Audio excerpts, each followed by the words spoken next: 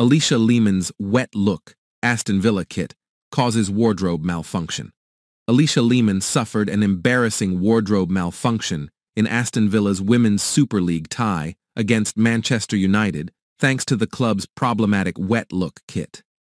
Aston Villa's wet look kit has caused problems all season, and Alisha Lehmann has become the latest player to fall victim to it. Reports emerged last month that the Midlands club were looking to end their multi-year deal with kit manufacturers Castore early following complaints about how wet the shirts got during matches. Players insisted their performances were being hindered because the tops were so uncomfortable and heavy. Aston Villa's women's team were reportedly dreading playing in the kit on their return to WSL action this weekend. And true to form, the sticky shirts whipped up a storm when Lehmann suffered something of a wardrobe malfunction just before kickoff. Fans could clearly see the blonde forward's nipples poking through her skin-clinging top, a problem the club's male players have also experienced this term.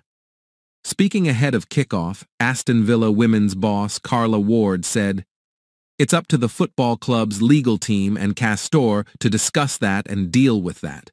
It's something I've tried to completely ignore, as difficult as that is. The football club are in full control of that. They've been excellent with us, myself, and the players around it." Speaking to BBC Newsbeat last month, football commentator Jackie Oatley said of Villa's women's team, "They've got 4 TV games coming up. Normally, they'd absolutely relish those." Speaking to BBC Newsbeat last month, football commentator Jackie Oatley said of Villa's women's team, "They've got 4 TV games coming up. Normally, they'd absolutely relish those games and look forward to them. But they're actually dreading it because they're really conscious about how they're going to look in this wet, clingy kit. For obvious reasons.